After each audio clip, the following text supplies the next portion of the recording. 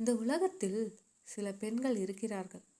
அவர்கள் அழகு முகத்தில் மட்டுமில்லை, அவர்கள் அழகு மனசில் இருக்கும். அப்படிப்பட்ட ஒரு பெண் யாழினி. யாழினி அந்த பெயரை கேட்டவுடன் மனசுக்கு ஒரு இனிமை வரும். அவளின் கண்கள் மழை வரப்போகும் மேகத்தைப் போல ஆழமாக இருந்தது. அவளின் சிரிப்பு காலை சூரிய ஒளி போல யாருடைய இருண்ட மனசையும் ஒளியாக மாற்றும் சக்தி கொண்டது. அவளின் முகம் வெண்மையாக இல்லை, ஆனால் அவளின் முகத்தில் இருந்த அந்த நம்பிக்கை அவளை எந்த அழகான பெண்ணையும் விட அழகாக காட்டியது. நீளமான முடி, எப்போதும் நீட்டா பின்னி வைப்பாள். சிம்பிளான சுடிதார், ஆனால் அந்த சிம்பிள் லுக்கில் தான் அவளின் பெருமை இருந்தது. அவள் நடக்கும்போது அவள் கண்களில் ஒரு கனவு இருக்கும். ஒரு நல்ல வாழ்க்கை, அப்பா அம்மாவை சந்தோஷமாக வைத்து கொள்ள வேண்டும், அவர்களுக்கு பெருமை சேர்க்க வேண்டும். அதுதான் அவளின் ஆசை. யாழினி ஒரு சாதாரண குடும்பத்தில் பிறந்தாள். அவளின் அப்பா செல்வராஜ், ஒரு அரசு பேருந்து டிரைவர். அவளின் அம்மா கமலா, ஒரு வீட்டு மனைவி. அவர்கள் பணக்காரர்கள் இல்லை, ஆனால் அவர்கள் மனசு ரொம்ப பணக்காரர்கள். யாழினி அவர்களின் ஒரே மகள். அவள் சிரிச்சா அது அந்த வீட்டின் சந்தோஷம், அவள் அழுதா அது அந்த வீட்டின் வலி.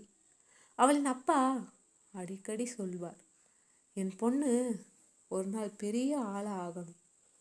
யாழினி அந்த வார்த்தையை மனசுக்குள்ள புரிந்து கொண்டாள்.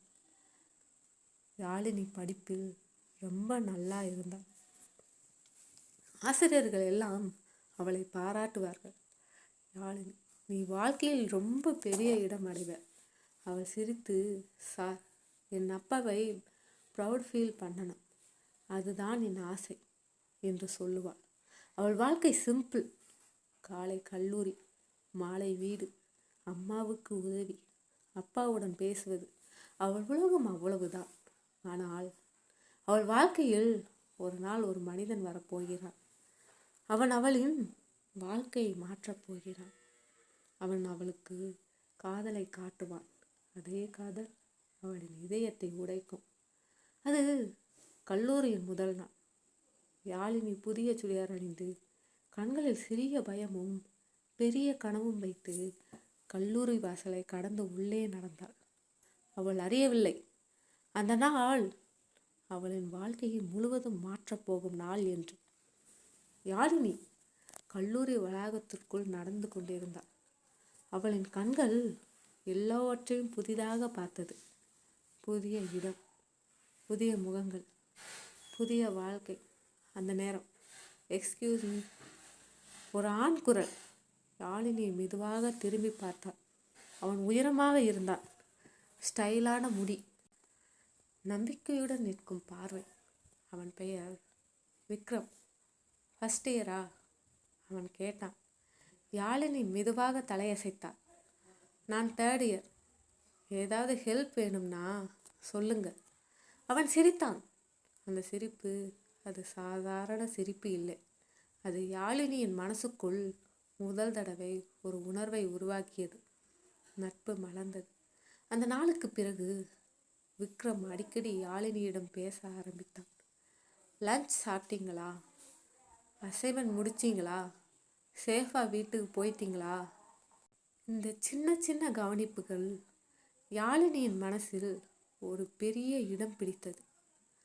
ஒரு பெண்ணுக்கு அவளை உண்மையாக கவனிக்கும் ஒருவர் இருந்தால் அவள் மனசு தானாகவே அவரை நம்ப ஆரம்பிக்கும். அதுதான் நடந்தது. காதல் பிறந்த தருணம். ஒரு நாள் மாலை, கல்லூரி முடிந்து யாழினி பஸ் ஸ்டாப்பில் நின்று கொண்டிருந்தாள். மழை ஆரம்பித்தது. அவள் நனைந்து கொண்டிருந்தாள். அந்த நேரம் ஒரு பைக் அவள் அருகில் வந்து நின்றது. அது விக்ரம். யாழினி, ஏறுங்க, நான் டிராப் பண்ணுறேன். அவள் தயங்கினாள். பயப்படாதீங்க, நான் உங்கள் ஃப்ரெண்டு தான். அவள் மெதுவாக பைக்கில் ஏறினாள். அந்த மலை, அந்த பயணம், அந்த நிமிடம், யாழினி மனசு முதல் தடவை அவனை காதலிக்க ஆரம்பித்தது. காதல் வெளிப்பாடு. நாட்கள் கடந்து போனது. ஒரு நாள் கல்லூரி டெரஸ். மாலை சூரியன் மறையும் நேரம். விக்ரம் சொன்னான், யாழினி, நான் உன்னிடம் ஒரு விஷயம் சொல்லணும். அவள் அமைதியாக பார்த்தாள். நான் உன்னை காதலிக்கிறேன். அந்த ஒரு வார்த்தை யாழினியின் இதய துடிப்பை நிறுத்தியது. அவள் எதுவும் பேசவில்லை. அவள் கண்களில் கண்ணீர் மட்டும் வந்தது. அது துக்க கண்ணீர் இல்லை, அது சந்தோஷ கண்ணீர். ஏனெனில் அவள் காதலித்த மனிதன் அவளையே காதலித்தான். வாக்குறுதிகள். அந்த நாளுக்கு பிறகு அவர்கள் வாழ்க்கை மாறியது. நள்ளிரவு கால்ஸ். சாப்பிட்டியா? மிஸ் பண்ணுறேன். நீ இல்லாமல் நான் வாழ முடியாது. விக்ரம் அடிக்கடி சொல்வார், யாழினி, நான் உன்னைத்தான் கல்யாணம் பண்ணிக்கிறேன். அந்த வார்த்தை யாழினிக்கு வாழ்க்கை முழுவதும் பாதுகாப்பாக உணர வைத்தது. அவள் அவனை முழுமையாக நம்பினாள். அவள் கனவுகள் எல்லாம் அவனை சுற்றியே இருந்தது. மாற்றத்தின் முதல் அறிகுறி. ஆனால் ஒரு நாள் விக்ரம் சடன்லி டிஸ்டன்ஸாக ஆரம்பித்தான். கால்ஸ் குறைந்தது. Messages late reply. சில நேரம் ரிப்ளை கூட இல்லை. யாழினி பயந்தாள். என்னாச்சு? அவள் கேட்டாள். Nothing, busy. அவன் ஷார்ட் ஆன்சர் கொடுத்தான். அதுதான் முதல் தடவை. யாழினி மனசு வலித்தது. ஒரு நாள் யாழினி கல்லூரி காரிடாரில் நடந்து கொண்டிருந்தாள். அதே நேரம் விக்ரம் வேறொரு பெண்ணுடன் சிரித்து பேசி கொண்டிருந்தான்.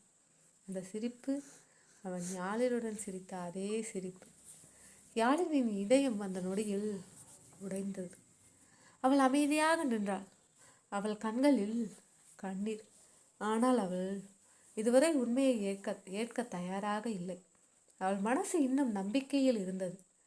அவன் என்னை ஏமாற்ற மாட்டான். ஆனால் வாழ்க்கை அவளுக்காக ஒரு பெரிய உண்மையை மறைத்து வைத்திருந்தது. அந்த உண்மை அவளின் வாழ்க்கையை முழுவதும் உடைக்கப் போகிறது. அதே உண்மை அவளை ஒரு பலமான பெண்ணாக மாற்றப் போகிறது. யாழினி அந்த நாள் முழுவதும் அமைதியாக இருந்தாள். அவள் மனசுக்குள் ஒரு பயம், ஒரு சந்தேகம், ஆனால் இன்னும் ஒரு நம்பிக்கை. என் விக்ரம் என்னை ஏமாற்ற மாட்டான். அவள் அவனை நேராக கேட்க முடிவு செய்தாள். மாலை கல்லூரி கேம்பஸ். விக்ரம் தனியாக நின்று கொண்டிருந்தான். யாழினி மெதுவாக அவன் அருகில் சென்றாள்.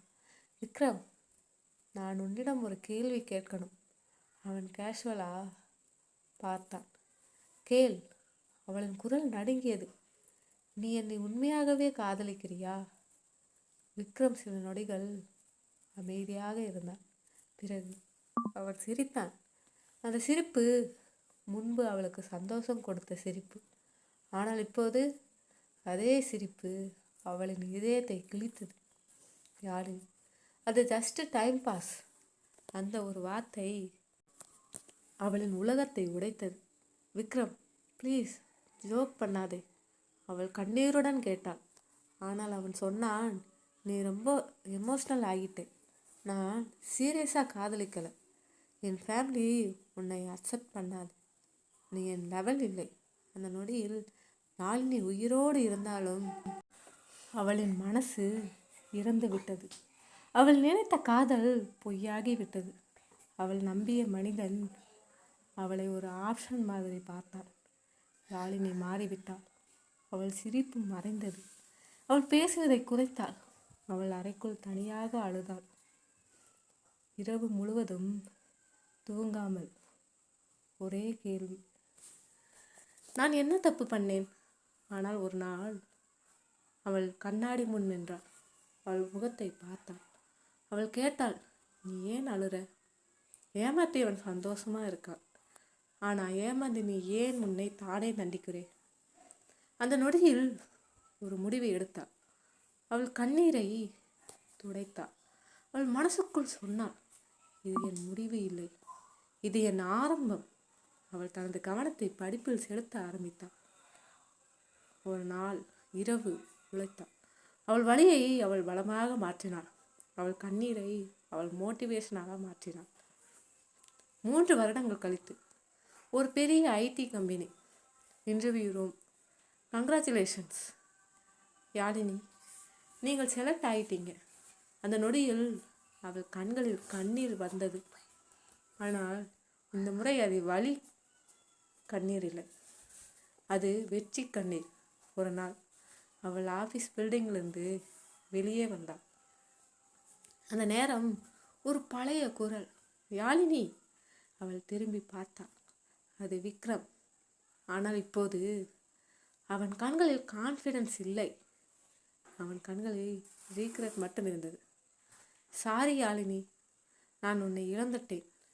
யாழினி அமைதியாக சிரித்தாள். அவள் சொன்னாள், நீ என்னை இழக்கல, நான் உன்னை இழந்துட்டேன். அவள் திரும்பி நடந்தாள். இந்த முறை அவள் தனியாக இல்லை. அவளுடன் அவளின் தைரியம் இருந்தது, அவளுடன் அவளின் மதிப்பு இருந்தது.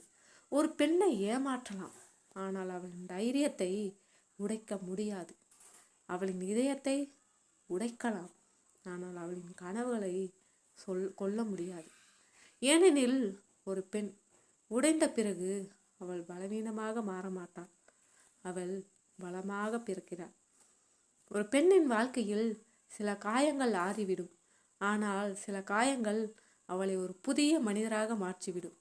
யாழினியின் வாழ்க்கை அப்படித்தான் மாறியது. காதலில் உடைந்த அந்த பெண் இப்போது வாழ்க்கையில் வெல்ல முடிவு செய்தாள். யாழினி ஒரு பெரிய ஐடி கம்பெனியில் வேலைக்கு சேர்ந்தாள். முதல் நாள் அவள் ஆஃபீஸ் சேரில் உட்கார்ந்த போது அவள் கண்களில் ஒரு நினைவு வந்தது. ஒரு நாள் அவள் கண்ணீர் விட்ட அந்த பெண் இன்று அதே பெண் தன்னுடைய வாழ்க்கையை தானே கட்டுப்படுத்தும் இடத்தில் இருந்தாள். அவள் மனசுக்குள் சொன்னாள், நான் இனிமேல் யாருக்காகவும் வாழ மாட்டேன், நான் என் கனவுக்காக வாழப்போகிறேன். நாட்கள் கடந்து போனது. யாழினி தனது வேலையை உண்மையாக நேசித்தாள். ஆனால் அவள் மனசுக்குள் இன்னும் ஒரு பெரிய கனவு இருந்தது. ஒரு நாள் அவள் தனது அம்மாவை பார்த்தாள்.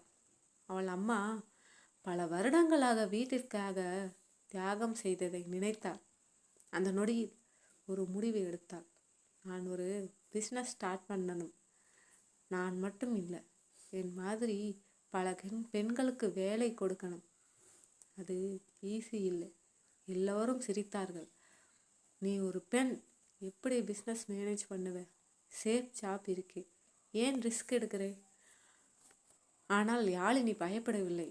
ஏனெனில் அவள் ஏற்கனவே வாழ்க்கையின் மிகப்பெரிய வழியை கடந்து வந்திருந்தாள். இந்த சவால்கள் அவளுக்கு சிறியது. அவள் தனது சேவிங்ஸை பயன்படுத்தி ஒரு ஸ்மால் ஆன்லைன் பிஸ்னஸ் ஆரம்பித்தாள். ஹேண்ட்மேட் ப்ராடக்ட்ஸ், பெண்கள் தயாரிக்கும் பொருட்கள்.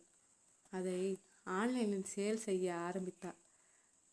முதல் மாதம் 0 ஆர்டர்ஸ், 2வது மாதம் ஒன்லி 2 ஆர்டர்ஸ். அவள் மனசு உடையவில்லை. அவள் தினமும் உழைத்தாள். இதில் இரவு உறக்கம் இல்லை. ஒன்லி ஒன் ஃபோக்கஸ், வெற்றி. அவள் சோசியல் மீடியாவில் ப்ரொமோட் பண்ண ஆரம்பித்தாள். அவள் ஸ்டோரியை ஷேர் பண்ண ஆரம்பித்தாள். மெல்ல மெல்ல எல்லோரும் கவனித்தார்கள். ஒரு நாள், ஒரே நாளில் 50 ஆர்டர்ஸ் வந்தது. யாழினி நம்பவில்லை. அவள் கண்களில் கண்ணீர் வந்தது. அவள் அம்மாவை கட்டி பிடித்து அழுதாள். அம்மா, நான் சாதிச்சிட்டேன். அவள் அம்மா சொன்னாள், நான் உன்னை எப்போவோ நம்பினேன். ஒரு வருடம் கழித்து யாழினியின் பிஸ்னஸ் ஒரு பெரிய பிராண்டாக மாறியது. அவள் 20 பெண்களுக்கு வேலை கொடுத்தாள். அவள் ஆஃபீஸ், அவள் கம்பெனி, அவள் ட்ரீம் அனைத்தும் ரியாலிட்டி ஆனது. ஒரு நாள் ஒரு இன்டர்வியூவில் அவளை கேட்டார்கள், உங்கள் சக்ஸஸுக்கு ரீசன் என்ன? யாழினி சிரித்து சொன்னாள், ஒரு நாள் நான் ஏமாந்தேன். அந்த வலி என்னை உடைக்கவில்லை, அது என்னை உருவாக்கியது. ஒரு பெண்ணை ஏமாற்றினால் அவள் அழுவாள், ஆனால் அவள் அங்கேயே நிற்க மாட்டாள். அவள் எழுந்து நிற்பாள், அவள் உழைப்பாள், அவள் வெல்வாள். ஒரு நாள் அவளை ஏமாற்றிய உலகமே அவளை பாராட்டும். ஏனெனில் அவள் சாதாரண பெண் இல்லை, அவள் தோல்வியை வெற்றியாக மாற்றிய பெண்.